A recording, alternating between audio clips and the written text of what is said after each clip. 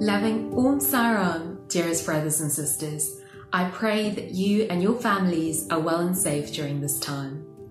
It is true that the world is facing great uncertainty, where fear, anxiety and doubts are starting to take over. It is sometimes difficult for us to understand and even love his uncertainty. Yet I say with the utmost conviction that now is the time for us to maintain 100% unwavering faith and devotion to our dearest Bhagavan. Not a blade of grass moves without his will, and every challenge is yet another opportunity for us to strengthen our faith and intensify our sadhana in order to get closer to him and to ultimately reach our goal of manifesting, experiencing, and realizing our innate divinity. Today, I would like to share with you how Sathya Sai Baba has taught me how he is omnipresent, omnipotent, and omniscient. I would like to share with you how Swami has helped me overcome many challenges and how faith has become my pillar of strength. During Christmas 2010, I had broken my leg in Prashanthi Nilayam, and upon referral from the General Hospital, my mom had taken me to the Super Speciality Hospital. And for the rest of the trip, I had limped around the ashram in a hard cast. It was on the day of the International Children's Christmas Choir, and I was seated in the front row. Swami was wheeled past me, and he looked at my leg and then at me. My heart melted, for I knew Swami had known everything and had taken care of me like any mother would have. I had returned home to my home country and went to the doctor for a checkup. Lo and behold, the doctor had said that there was no sign of a fracture nor a broken bone. This is the power of God. This is how Swami is omnipotent and all-powerful. With just one glance, he can heal. How has Sathya Sai Baba taught me that he is omnipresent? 85 days ago, my country, South Africa, had gone on a lockdown, and I needed to leave town where I worked in order to go home to family and loved ones. There were no flights out of town, and driving seemed close to impossible. Regardless of this, my sister and I drove a trip in excess of 20 hours to reach home. And this seemed close to impossible as it was non-stop without a break.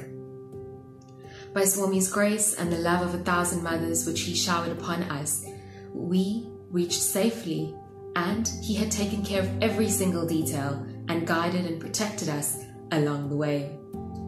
85 days later, it is time for me to return to town to work. It is time for me to put my faith in the Lord, for I'm returning to a town known as the epicenter of the virus. I love to connect to Swami in 3 different ways. Firstly, Namasmarana, singing bhajans. I love music, and this is just one way for me to repeat the sweet divine name of our Lord.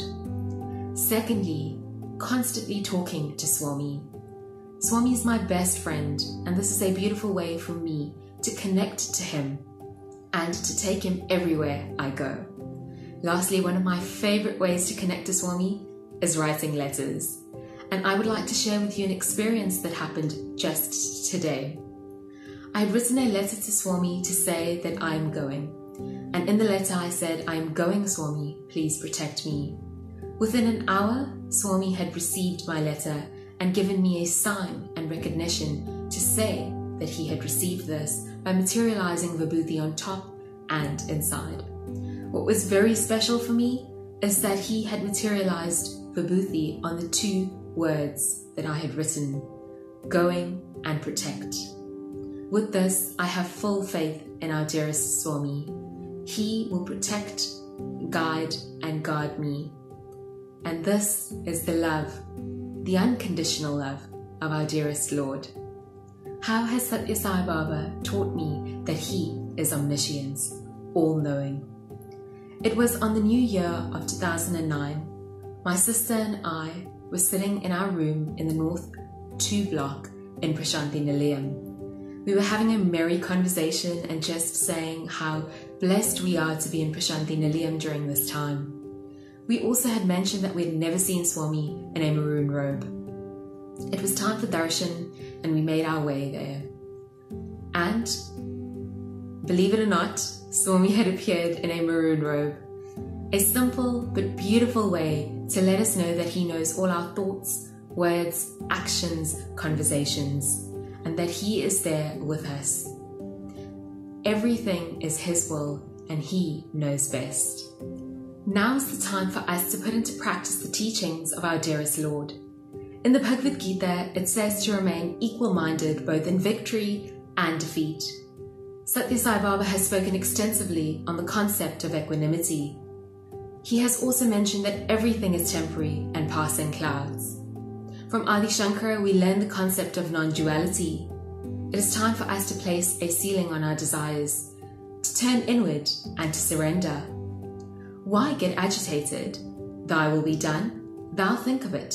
Have this firm belief.